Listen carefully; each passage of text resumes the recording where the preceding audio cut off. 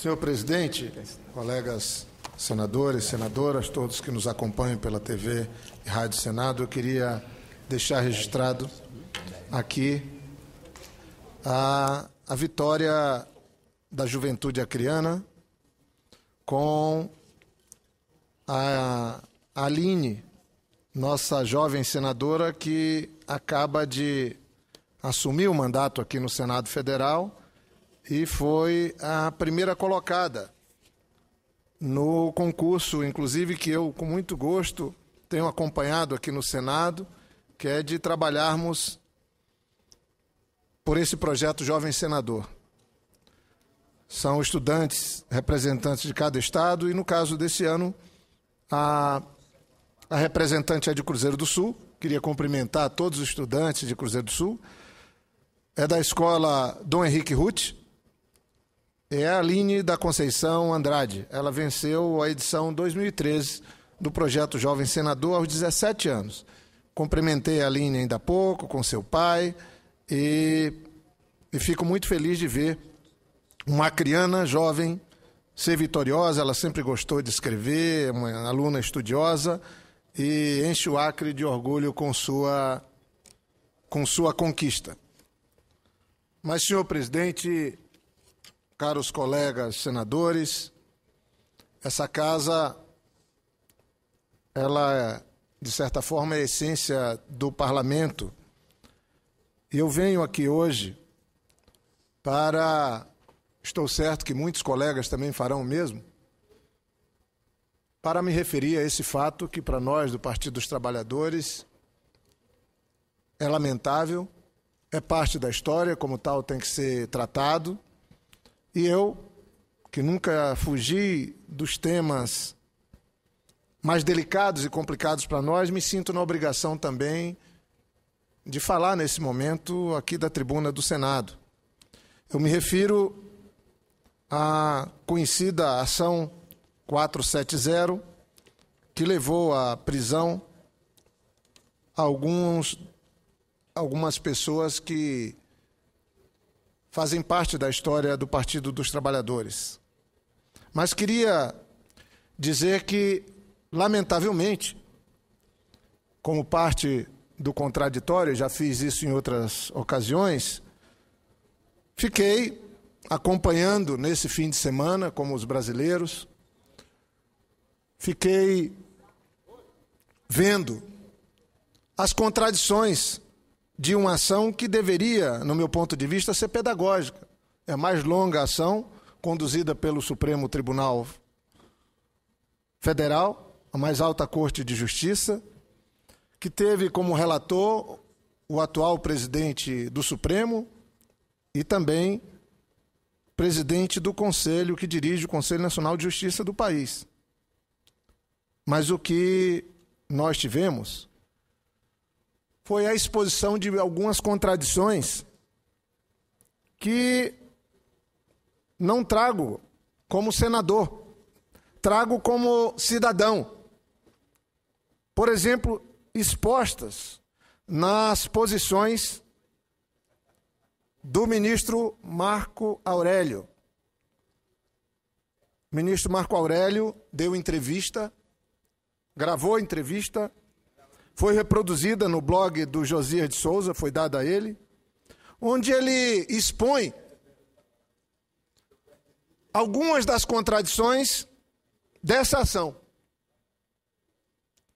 Diz o ministro Marco Aurélio. O ministro Marco Aurélio hoje toma posse na presidência do TSE, senador presidente Mozarildo, tendo como vice o ministro Dias Toffoli. Ele diz: o que não compreendi e estou aguardando uma justificativa foi a vinda dos acusados para Brasília, no caso dos presos. Para quê? Para depois eles retornarem à origem? Quem pergunta é o ministro do Supremo, Marco Aurélio Mello. Segue o ministro: a carta de sentença não tinha sido emitida junto com as ordens de prisão. Trata-se, segundo ele, de um documento básico. Quem fala é o ministro Marco Aurélio, básico para ter-se a execução de qualquer pena no Brasil. De acordo com informações da Vara de Execuções Penais de Brasília, esse documento só chegou já agora na virada do domingo para segunda-feira.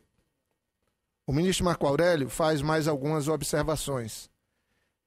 Essa prisão ganhou contornos nesse período de prisões provisórias, acrescentou Marco Aurélio. E aí surge outro descompasso durante a tramitação do processo da ação 470.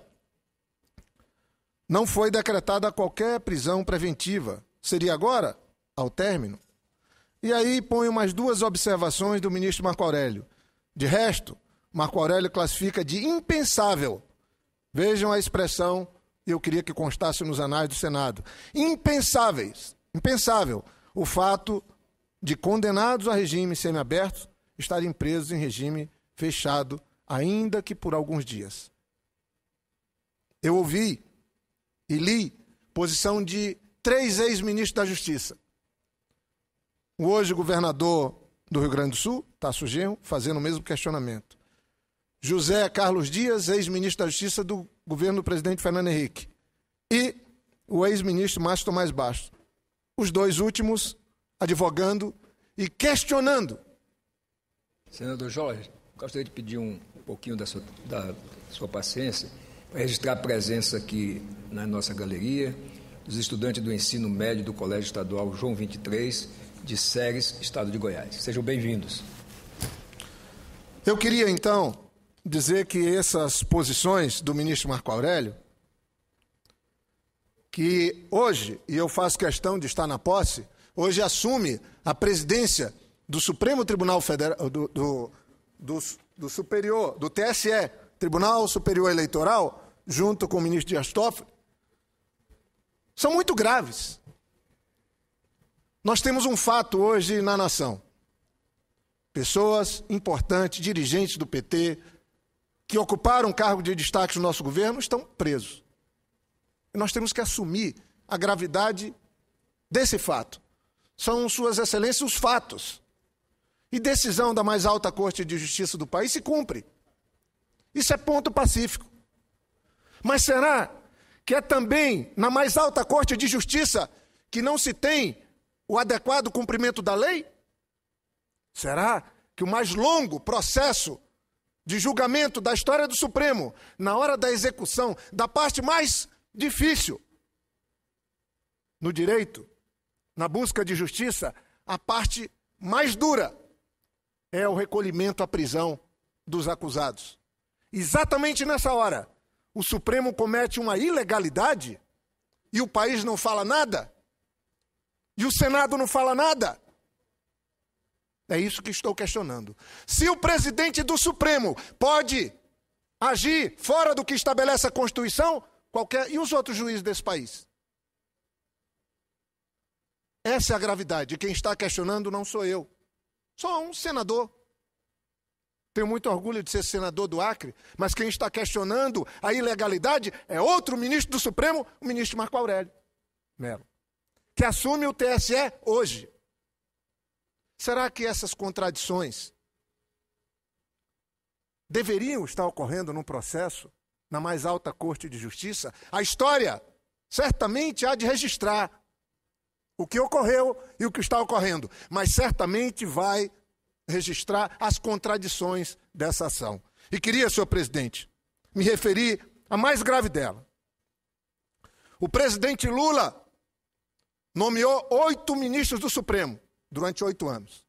A presidenta Dilma, 4. E o presidente Lula e a presidenta Dilma, eu falo com altivez aqui, mesmo no momento de dificuldade que o meu partido passa, fez essas nomeações de maneira republicana, sem nenhum favor ou troca. Um deles foi o ministro Joaquim Barbosa. Hoje, com a autoridade, com o conhecimento jurídico e a autoridade que o cargo lhe impõe, ele conduz esse processo. E como tal, não pode ser questionado.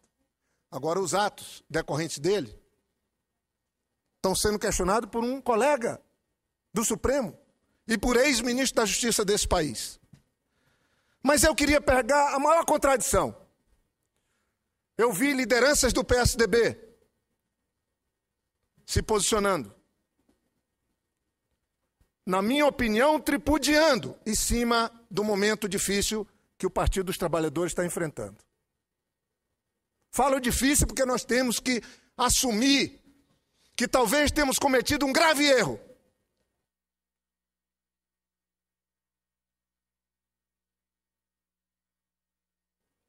Agora está, depois de 16 anos que se debate isso, não no nosso, mas do original do PSDB, nós estamos agora refém de um debate político e já no sem jeito do ponto de vista jurídico. Não sei se fomos nós que falhamos por termos feito a opção de buscar a condução jurídica e nos acalmarmos na política, ou se foi a competente ação política de setores da imprensa e de nossos opositores em fazer com que uma ação como essa tivesse o desfecho que teve. Eu não tenho dúvida que qualquer ação de combate à corrupção no país é boa para a República. Mas exatamente, forçosamente no dia da celebração da República, segundo o ministro Marco Aurélio, ministro do Supremo, foi feita uma ação fora da lei, do que estabelece a lei, pelo presidente do Supremo. Não sou eu que estou questionando o ministro Joaquim Barbosa. Mas eu queria dizer que há 16 anos atrás, o PSDB, com os mesmos personagens, o mesmo banco, fez um esquema de financiamento de campanha em Minas Gerais. Tentaram dizer que era o mensalão mineiro. Vamos deixar os mineiros honestos, o mineirinho quieto. Foi uma estrutura profissional montada para financiar partidos políticos. Já com a benevolência, ouço o líder do PSDB, senador Aloysio Nunes. Então, o nome, se são mensalões, que eu não acredito que o mineiro tenha sido, ou do PSDB, um mensalão, como esse nome é completamente absurdo, qual foi? Como o PT comprou voto de petista para votar e pagando por mês? Mas, enfim, tinha sim, em ambos, ilegalidade, financiamento de partido político e de campanha fora do que estabelece a lei. Isso é um fato. Tem que ter punição, mas não pode ter dois pesos, duas medidas. O do PSDB não tem data para ser julgado. Começou 5 anos antes do que se chamou mensalão do PT. Os personagens são os mesmos, mas a condução completamente diferente. O presidente Lula nomeou 3 procuradores da República. No governo do PSDB, procurador-geral, foi apenas um. O doutor Brindeiro levou a fama de engavetador da República. Os que o presidente Lula, republicanamente, não estou aqui questionando uma pessoa que eu tenho admiração, o presidente Fernando Henrique. Estou dizendo que, Sua Excelência, os fatos se impõem. Foram 3 nomeados pelo presidente Lula. Um reconduzido. E foram esses que denunciaram membros do PT e do governo. Isso não se questiona. Isso é parte da história recente da República do nosso país. O que se questiona é que quando houve, eu já ouço, senador, só queria concluir essa outra etapa, quando houve a compra de voto da reeleição, R$200 mil um voto, foi no meu estado que foi comprado, aqueles conhecidos, assumiram, gravaram, viram, nem na televisão passou a compra de votos com dinheiro público. O mensalão do PSDB nem data para julgamento tem. O original, o que deu origem e que poderia o Brasil ter ficado melhor. Quem foram os parceiros do PSDB? Meu líder, o Wellington Dias. O PPS? O PFL? Porque agora os do PT nós sabemos, estão lá recolhidos. O Brasil poderia ter ficado melhor se lá na origem nós tivéssemos posto uma pedra em cima de financiamento ilegal de campanha. Eu acuso o golpe. Eu acho que nós temos agora uma cicatriz definitiva na história do nosso partido, porque os fatos se impõem. Mas a República Federativa do Brasil não está melhor depois do ato de sexta-feira. Porque houve uma ação da mais alta Corte de Justiça que é questionada e questionável, não por mim, mas pelo ministro Marco Aurélio, que escreveu, acabei de ler. E eu penso que se nós quisermos um país melhor, nós não podemos seguir nessa história de 2 pesos, 2 medidas nesse país. A mesma imprensa que escondeu a compra de votos na reeleição, que escondeu o mensalão do PSDB, é a mesma imprensa que fez a ação política mais competente e dirigida para pôr na cadeia dirigentes, pessoas que dirigiram esse país e que dirigiram o Partido dos Trabalhadores. Ouço o líder do PSDB, senador Luiz Nunes, em seguida os outros colegas. Senador Jorge Viana, eu não cometeria em relação a Vossa Excelência a injúria de dizer que Vossa Excelência repete uma litania conhecida de culpar a imprensa pelos problemas. Não é essa a minha intenção, senhor. Não é, e não é, exatamente. Por isso eu não cometeria essa injúria. Eu já falei parte. Não cometeria essa injúria. E uma parte pequena. Agora, a imprensa não encobriu compra de votos na reeleição? Por que não houve compra de votos da reeleição? Trata-se de uma infâmia que foi repetida à exaustão, que na época foi objeto de um enorme estardalhaço por parte do partido de Vossa Excelência e que repercutiu amplamente na imprensa esse estardalhaço. Acontece que, passados muitos anos, ninguém pôde provar 1 milímetro daquela afirmação de que teria havido compra de votos na reeleição. Nada. Apesar dos senhores estarem no poder já há tanto tempo, com a faca e o queijo na mão, nunca ninguém conseguiu ir além da afirmação, que repetida, talvez se transforme em verdade, ou pelo menos a expectativa daqueles que o fazem. A história de que o mensalão mineiro é a origem de tudo também é outro tema que, por força de ser repetido, poderá vir a se tornar verdade. O fato é que houve um problema de financiamento ilegal de campanha que está sendo apurado. Quem é o responsável? É o deputado, Eduardo Azeredo, é o ex-ministro do presidente Lula, Valfrido Maris Guia. Quem é? O Supremo, é o processo judicial que vai apurar. E se houver condenação, que ela seja cumprida. Não houve, nós não temos, nós do PSDB, meu caro Jorge Viana, o senhor sabe disso, nós não fazemos a pauta do Supremo Tribunal Federal. Nós não pautamos a ordem dos trabalhos do Poder Judiciário. E esse processo a respeito dos acontecimentos de Minas Gerais, começou na primeira instância. Diferentemente do processo do mensalão, que por ser de competência originária do Supremo Tribunal Federal, começou no Supremo Tribunal Federal. Você tem diferenças de ritmo que se devem a regimes jurídicos diferentes, a regimes processuais diferentes, né? É simplesmente isso, não há nenhuma conspiração para retardar esse ou aquele processo, adiantar esse ou aquele outro. Quanto ao fato dessas prisões que ocorreram, de dirigentes do PT, dirigentes do Banco Real, e do publicitário Marcos Valério, o mandado de prisão contra o ex-diretor do Banco do Brasil, eu quero dizer aquilo que, aliás, o presidente Aécio disse ainda ontem. Pessoalmente, eu lamento muito que isso tenha ocorrido. Alguns deles são meus amigos, foram e são meus amigos. Me refiro ao deputado Genuíno, me refiro ao ex-ministro José Dirceu, com quem tenho relações de 5 décadas. Lamento profundamente vê-los nessa situação. Mas o fato é que houve uma instrução processual, uma instrução que veio do inquérito policial longo, do qual eu fui testemunha, inclusive. Testemunhei a favor de Roberto Jefferson. Disse uma palavra também a respeito do ex-ministro Dirceu, sobre a minha convivência com ele na oposição e eu no governo, sempre no mais alto teor republicano. Agora, o fato é que depois de 5 anos e meio, eles foram condenados, e condenados têm que cumprir pena.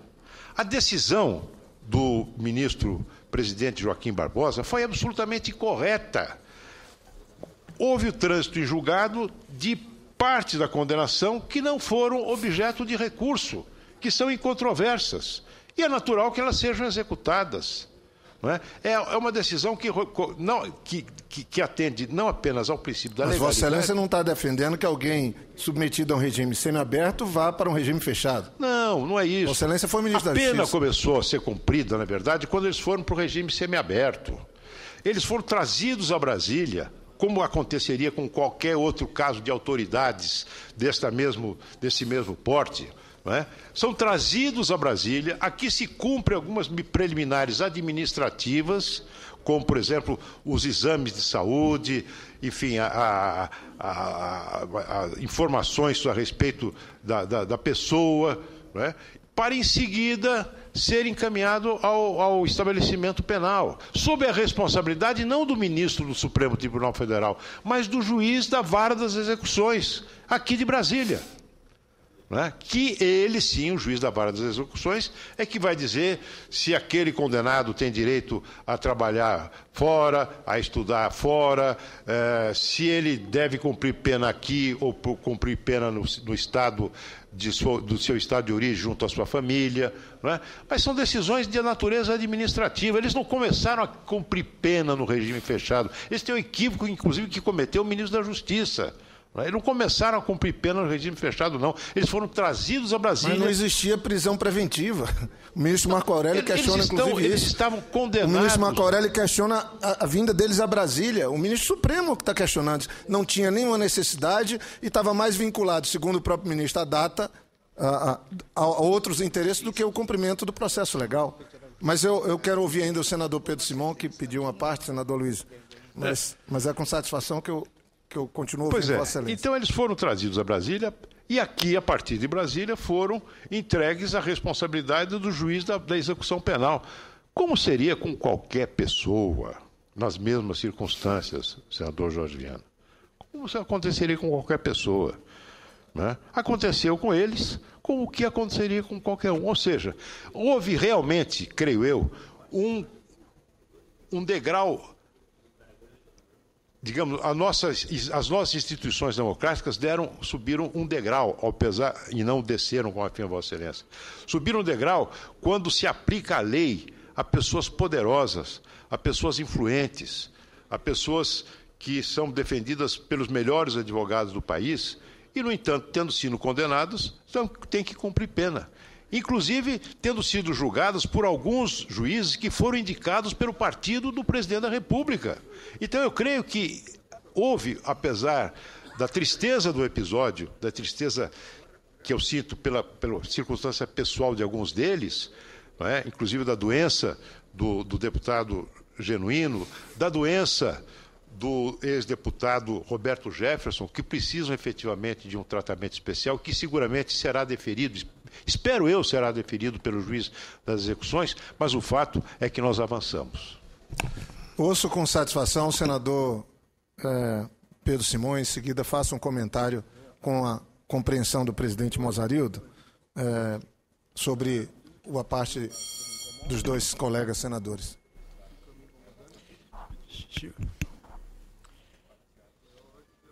Eu acho importante a presença de Vossa Excelência na tribuna.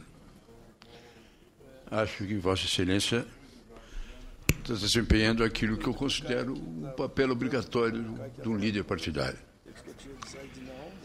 Mas concorda que, no fundo, Vossa Excelência há de concordar que foi um guia de grande importância para a vida brasileira. O problema é que no Brasil, e aí não entra partido, não entra nada, na vida inteira do Brasil, desde Cabral até sexta-feira passada, o Brasil era o país da impunidade.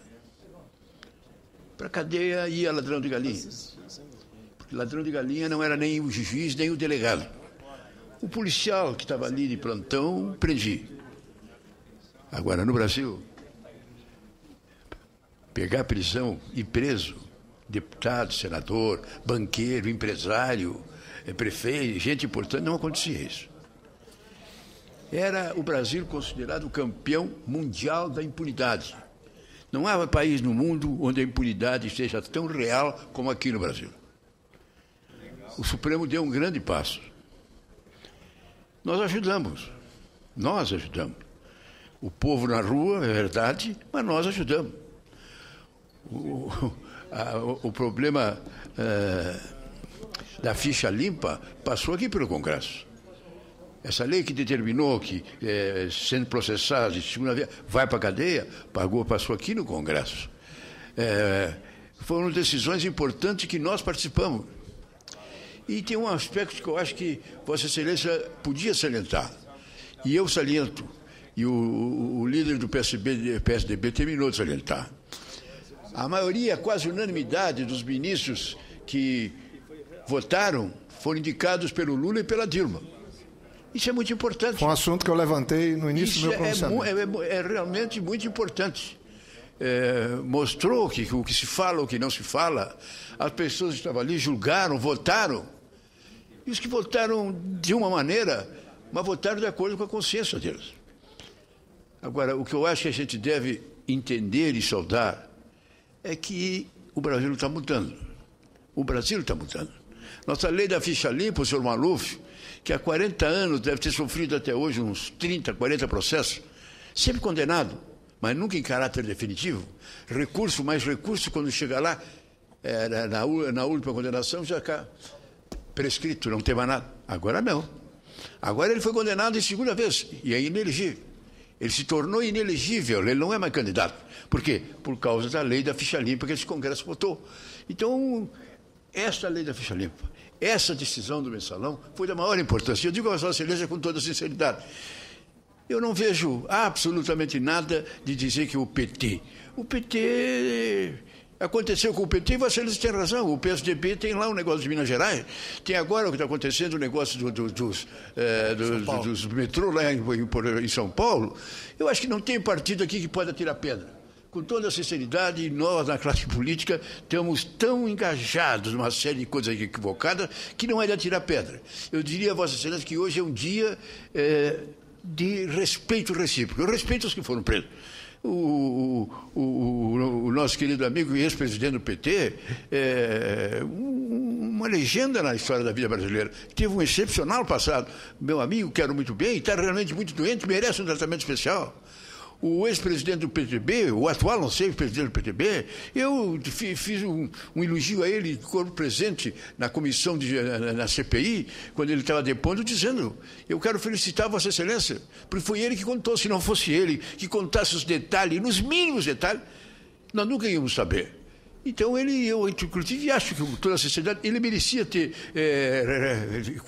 tratamento especial nesse sentido. Agora, o dia é um dia de festa. Não é de precisar. Eu, com toda a sinceridade, não acho que é hora de bater no PT, ou deixar de bater aqui, ou bater colar. Esse foi um dia nacional da maior importância. Da maior importância. Porque eu acho que se o Congresso, se o Supremo Tribunal chegou lá, ele não vai voltar mais. Agora, para deputado, político, empresário, seja o que for, se livrar da cadeia, tem que ser absolvido. E não recorrer 20 anos e nunca é condenado e nunca vai para a cadeia. Isso é que eu acho que é importante e, nesse sentido, Vossa Excelência teria concordar. Muito obrigado. Eu queria agradecer ao senador Aloysio, agradecer ao senador Pedro Simon, que são autoridades aqui nessa casa do ponto de vista da vida e das opiniões. E queria encerrar, senhor presidente, pedindo... E, mais uma vez, reforçando isso, inclusive, que o senador Pedro Simon não ouviu, que eu tinha falado desde o começo, eu comecei registrando os 8 nomes nomeados pelo presidente Lula para o Supremo. Uma atitude absolutamente republicana. A presidenta Dilma, 4. A condução desse processo, como o PT se portou, como o governo se portou. Isso eu quero que fique na história. O questionamento que eu faço não é esse. E até faria algum, não é talvez o momento, mas que outro partido faria isso? Como se diz no popular, com a faca e o queijo na mão, e toma uma atitude republicana. Que outra figura nesse país tomaria uma atitude igual a do Lula, com a popularidade que tinha, com o poder que tinha, dizer, não vou mexer na Constituição, vou cumprir meus 8 anos e vou seguir minha vida pública nos termos que a Constituição estabelece? Eu queria fazer esses registros. Para mim, vir à tribuna tratar disso tem um amargo, é um sofrimento junto, claro. pessoas que nos lideraram, pessoas que foram importantes para a mudança que o Brasil experimentou, hoje estão acertando suas contas com a justiça. O que eu questionei aqui foi me pegando a posição do ministro Marco Aurélio, ele questionando ao Supremo, que deveria e deve ser, e aí vão dizer, é um detalhe? Não, mas é o Supremo de dar a condução absolutamente irreparável, irretocável, na parte mais difícil de um processo, que é na hora da condenação. E quem questionou não fui eu, foi o ministro Marco Aurélio. E eu fiz esse registro, e acho que é importante que se faça, porque o ministro Marco Aurélio questiona, inclusive, a vinda dos presos para Brasília. Ele diz, para depois voltarem, com custo para a União, para poder tirar foto. É uma ação espetaculosa? Se foi, manchou essa atitude. Eu queria apenas ler, para que fique registrado. A publicação de agora há pouco, não é? De um resumo da sessão do Supremo Tribunal Federal, na última quarta-feira, em que essa questão foi abordada e decidida por unanimidade no Supremo. Qual foi a questão? A da competência do juiz das execuções penais do Distrito Federal para a prática da execução da sentença. Veja a ata, leio a ata. Extraída a carta da sentença na forma da Resolução 103/2010 do Conselho Nacional de Justiça e o seu subsequente encaminhamento e distribuição ao Juízo de Execuções Penais do Distrito Federal, ao qual fica delegada a competência, nos termos do artigo 65 da Lei das Execuções Penais, para a prática dos atos executórios, inclusive emissão da guia de recolhimento. Ou seja, o Supremo Tribunal Federal julgou, a sentença transitou em julgado e depois, nos termos do artigo 65 da Lei das Execuções Penais, foi delegada por decisão do plenário do Supremo, Senador a Aloysio, competência ao juiz das execuções. Senador Aloysio, na sessão plenária da semana passada, o Procurador-Geral da República apresentou, ele já tinha apresentado, representado o pedido de prisão. Sim. Óbvio, Vossa Excelência conhece profundamente, pelo conhecimento jurídico e pelos cargos que já ocupou, muito mais que eu. Fato novo, as partes deveriam tomar conhecimento. O ministro Marco Aurélio, na hora, questionou, disse, opa, isso tem que ser encaminhado, uma posição. Isso foi desprezado na mesma sessão. E o mandado de segurança, o mandado de prisão, ele veio desacompanhado. Ele tinha que vir, ministro. Quem está questionando, da guia de recolhimento, qualquer pessoa para ser presa, Chico ou Francisco, doutor ou analfabeto, mandado de prisão tem que vir acompanhado da guia de recolhimento. Nesse caso não houve. A ilegalidade não pode ser praticada pelo Supremo. É só um questionamento. Eu queria concluir ouvindo rapidamente o meu colega senador Paim, e eu vou pedir ao presidente que possa fazer constar nos anais três documentos, uma nota do PT, do presidente Rui Falcão, a nota do Diretório Nacional sobre esse episódio, que eu acho que tem que constar nos anais da Casa, e o artigo do Jânio de Freitas de hoje. Eu ouço o senador Paim para poder concluir. Senador Jorge Viana, é bem rápido. Ao presidente Mozarildo. O seu tempo terminou, mas eu quero cumprimentar a Vossa Excelência, o político, o ex-governador, o senador Jorge Viana. Num momento como esse, poucos são os políticos que vão à tribuna para refletir uma situação que envolve, como Vossa Excelência disse muito bem, lideranças do nosso partido, do Partido dos Trabalhadores. Vossa Excelência, eu acompanhei, outros senadores aqui acompanharam, faz um discurso tranquilo e equilibrado. Vossa Excelência não está nem questionando a decisão do Supremo no mérito da matéria. Vossa Excelência questiona o procedimento adotado nesse momento. Só isso. Que chocou a todos. Desnecessário. Foi mais espetacular do que outra coisa. Por isso eu quero só me somar a Vossa Excelência. Parabéns, eu tenho orgulho de ter votado para Vossa Excelência para primeiro vice-presidente dessa casa e ser seu liderado aqui no plenário. Eu entendo que é de político como Vossa Excelência que o Brasil precisa. Parabéns a Vossa Excelência. Eu queria, então, agradecendo as partes, a benevolência do presidente, só pedir para constar nos anais da casa a nota assinada pelo Rui Falcão, e ela diz o seguinte, embora caiba aos companheiros acatar a decisão. Então ninguém está questionando. É um fato consumado, uma decisão transitada em julgada do Supremo.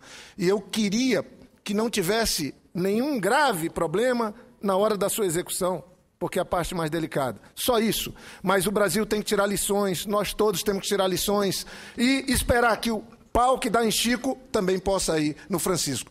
O senador Pedro Simão deixou bem claro. O Brasil pode ser outro daqui para frente.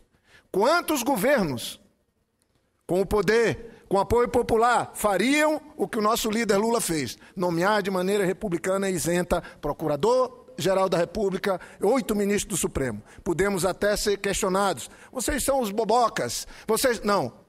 O PT está fazendo a discussão política, mas não... Ninguém está questionando porque um ministro ou outro foi julgado. Agora, tomara, sim, que essa casa também adote medidas. Até hoje nós não regulamentamos como é que faz...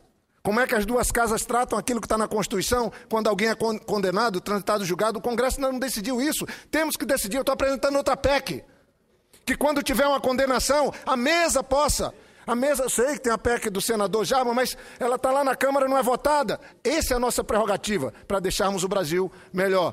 Mas eu não tenho mais como pedir. Eu queria que constasse nos anais aqui do Senado o artigo quando março chegar, que é do Jânio de Freitas, muito bem escrito, e que ele questiona, na opinião dele, não sou eu que estou questionando o ministro Joaquim Barbosa, o assodamento, o carreirismo político do ministro do Supremo. Imagine se fosse nos Estados Unidos, o presidente da mais alta Corte de Justiça dissesse, olha, estou pensando a médio prazo de ser candidato a presidente da República. Quem faz o questionamento é o jornalista Jânio de Freitas, e eu estou pedindo que possa constar nos anais, porque é um documento que vem escrito por um jornalista que nesse processo todo bateu no PT, lutou por um processo legal, foi garantista e cobrou essa posição que eu vejo que de todos os brasileiros, que a gente não quer o Brasil como sinônimo de impunidade.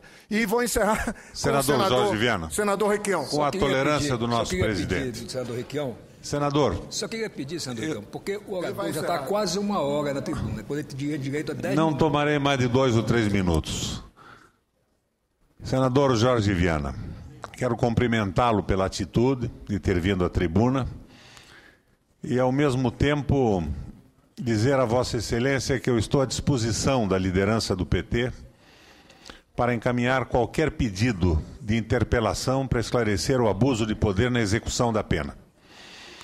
Nem eu, nem Vossa Excelência estamos discutindo nesse momento o julgamento, mas a execução midiática da pena é uma ameaça a todos os brasileiros. É uma extrapolação que não pode ser tolerada nem pelo Senado da República e, eu acredito, muito menos pelo Supremo Tribunal Federal.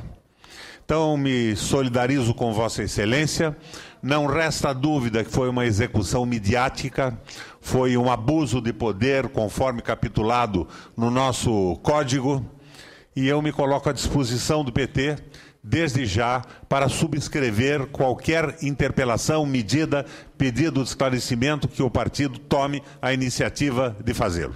Eu não tenho palavras para encerrar melhor meu pronunciamento que as palavras do senador Requião. Muito obrigado, senhor presidente. Senador Jorge Viana, Vossa Excelência será atendido na forma do regimento, no requerimento que fez. E eu queria, antes de passar a palavra